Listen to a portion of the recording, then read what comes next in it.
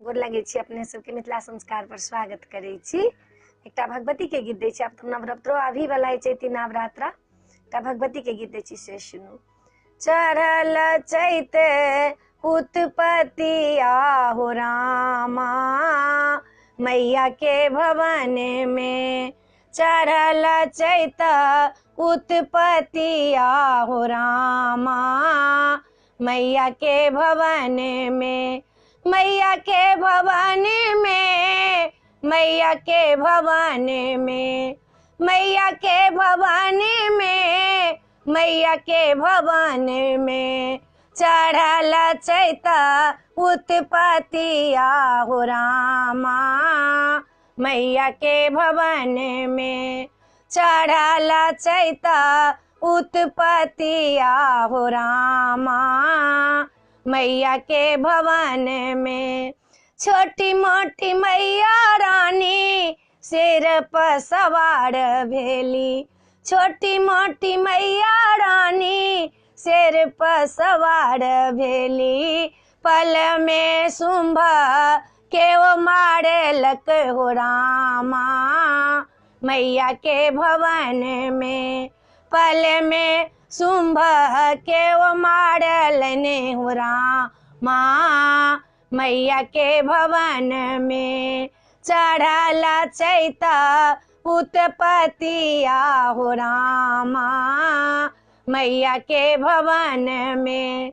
मैया के भवन में, मैया के भवन में, मैया के भवन में, मैया के भवन में। चढ़ल चैत उत्पत्ति आहो रामा, मैया के भवन में। चढ़ल चैत उत्पत्ति आहो रामा, मैया के भवन में। लाल चुनरिया मैया, लाल लाल बिंदिया। लाल चुनरिया मैया, लाल लाल बिंदिया। नैना में काजरा लगाए लई हो रामा, मैया के भवन में। नैना में काजरा लगे लेखिन हो रामा, मैया के भवन में। मैया के भवन में, मैया के भवन में, मैया के भवन में, मैया के भवन में।